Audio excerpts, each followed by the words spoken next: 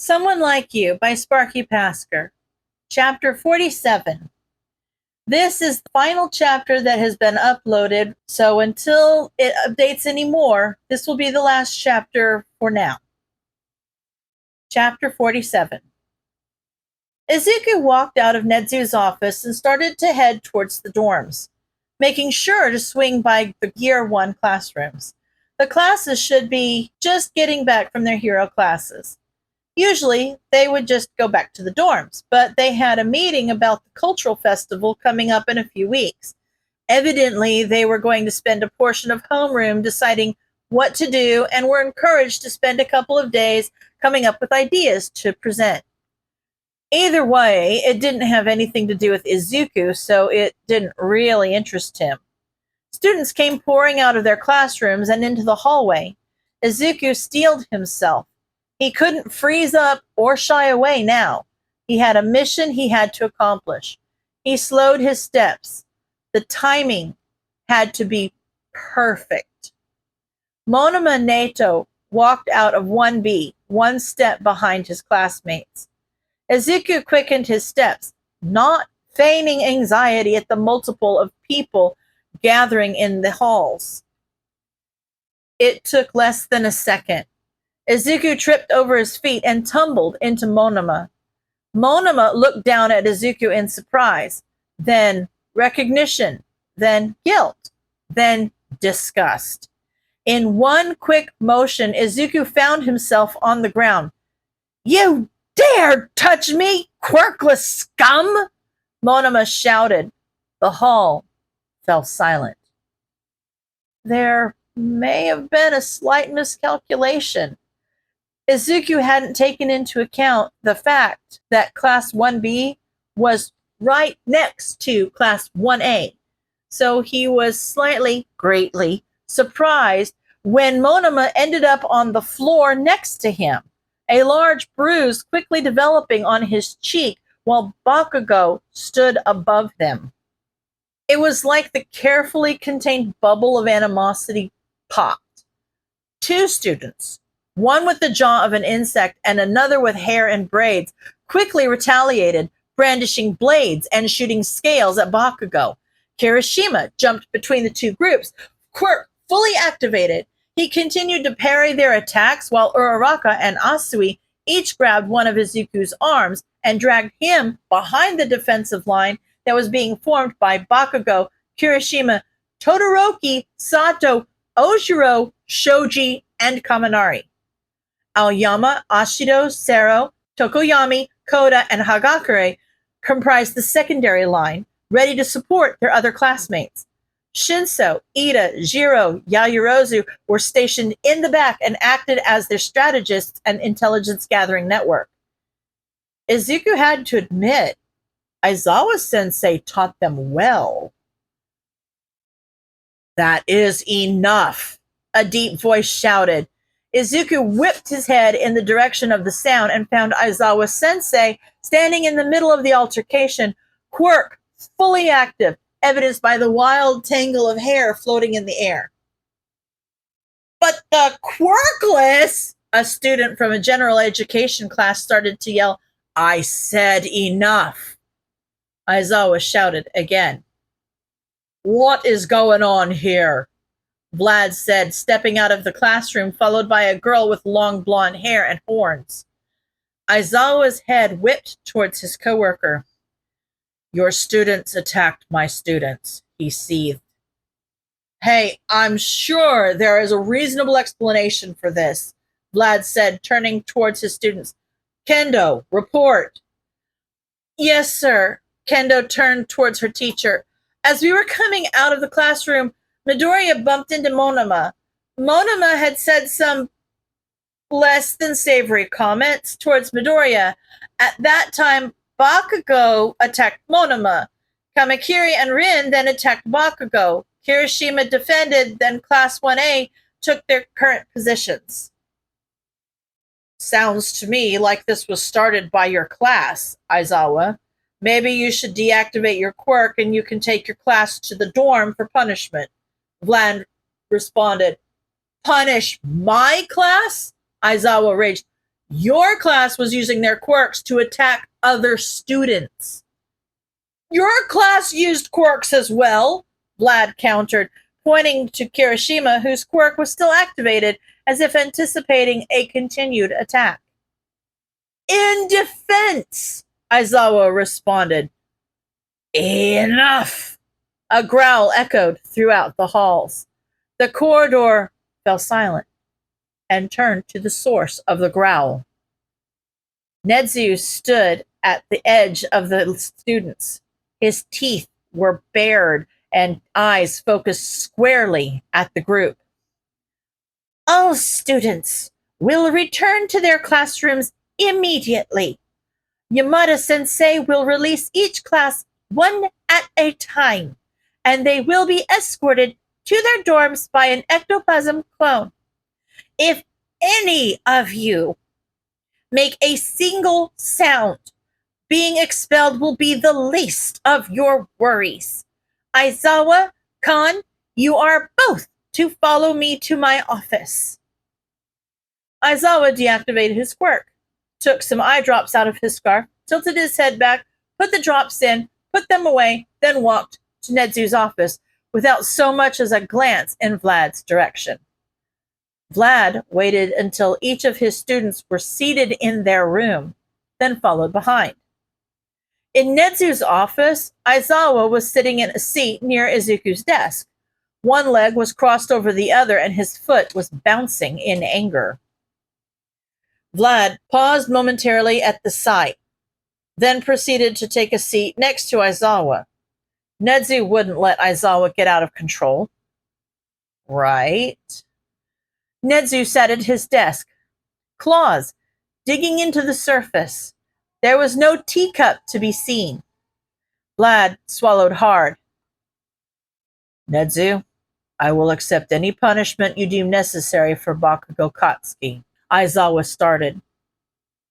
What about your other students? They were clearly gearing up for a fight when I saw them, Vlad argued. Silence, Nedzu said sharply. A click could be heard as Vlad snapped his mouth shut.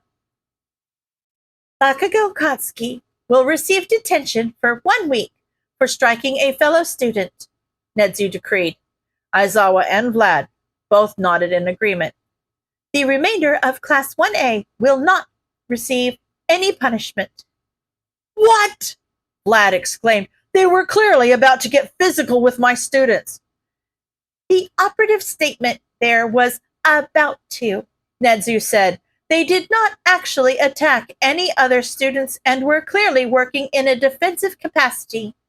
Nedzu's eyes stared into Vlad's. Unlike your students, of course. My students were simply defending their classmates that had been attacked, Vlad argued. Yes, they used their quirks against a student that had not used his own. I happen to know for a fact that Aizawa's teaching style often strays towards nonviolent confrontations, de-escalation, and teamwork before working on their quirks. You do the opposite. You have students develop their quirks first, then incorporate that into teamwork. Both styles have their pros and cons, but I can't help but think that your students have not been properly educated on the appropriate times to use their quirks, Nedzu chided. They are still children, Vlad insisted. They are heroes, Nedzu shouted, slamming his paw on his desk. Vlad shied back with a wince. If this is how they are treating their fellow heroes, there is no telling how they would treat a civilian, and I cannot allow any other heroes to come from this institution who would willingly abuse their quirk by harming another. You can't be talking about expulsion, Vlad asked. If you can convince me of a better solution, I will consider it as an alternative. Vlad squeezed the arms of the chair. Remedial classes, he stated. Nedzu thought for a moment and hummed. Well, we are considering starting Midoriya's physical therapy soon. The blood thinners that were used should be out of his system by now, and we should be able to change his diet. With the addition of more protein, his muscles will start growing and will need to be exercised to keep their flexibility. Yes, this should work out nicely. Your two students will act as playmates. Nedzu finished with a cackle. Vlad was starting to reconsider. Maybe it would have been better for his students to be expelled. No, they were going to be heroes, good heroes. They would be able to do so much good for society. They could overcome this. They had to. As for Monoma, Nedzu continued. What about Monoma? Vlad asked, confused. Didn't you hear, Kendo? Aizawa asked. Monoma was ultimately the instigator in all this. He said something that made Bakugo angry enough to attack him. That's not saying a lot, Vlad commented. True, but it has been harder to push his buttons since he started working with Sir Night-Eye. Aizawa responded, Be that as it may, Bakugo did attack someone physically when the harm he caused was a result of words. This was the sole reason he is getting detention. If he had attacked back with words or informed a teacher of what was said, then he would not be receiving a punishment at all. Nedzu said seriously. That being said, I am very pleased with his progress. So, coming back to Monoma, Kendo said he said something a little unsavory, but would that really have been enough to deserve being assaulted? Vlad asked. Let's listen to the recording. Nedzu turned to his computer and pressed a button. Monoma's voice echoed through the office. You dare touch me, quirkless scum? Vlad's face turned white in shock, then red with anger. I don't know what to say. I knew the students were less than happy with what was going on. You can see and read a lot of videos and articles online, and very little of it actually shows what happened or uses anything more than biases to stoke the fire. But I didn't think it was this bad. Now, we have to be very careful with how we handle this situation. If we give too harsh a punishment, we could be sanctioned for failing to preserve the right of our students to speak their minds. But should the punishment be too lenient, we could be accused of not taking bullying seriously and lose the trust of the parents and society, Nedzu stated. But we also have to prove to Midoriya that we are actually going to protect him against those who would harm him. We know he had heard worse and had worse done to him, but that doesn't mean he should have to tolerate it, especially in a place that is supposed to be safe. Aizawa commented. Should he serve detention with Bakugo? Vlad asked. That may be all we can do. He will be leaving campus tomorrow morning for a family matter. If it were recreational, I would also forbid him from leaving, but as that is not the case, we can't do so, Nedzu said. Don't envy your job. Aizawa stood from his chair and started to walk out the door. I will notify Bakugo of his detention, he said before disappearing from view. Vlad continued to stay seated in his chair and put his head in his hands and leaned on his knees. Nedzu, what am I going to do with them? He said, voice muffled by his hands. Nedzu sighed. Teach them as well as you can.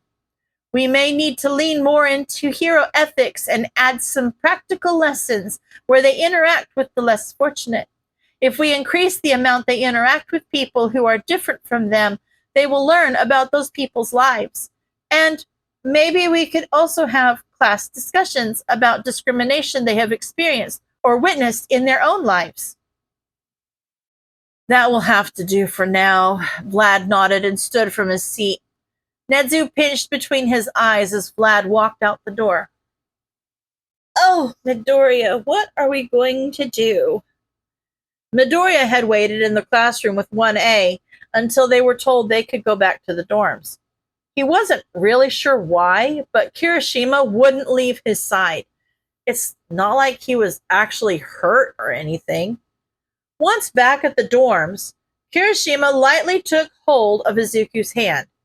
Izuku looked at the joined hands, then at Kirishima, one eyebrow raised. "Can I go with you back to your room?" Kirishima asked. Well, he had to get ready for tomorrow. In fact, both of them needed to, but whatever Kirishima had to say shouldn't take too long.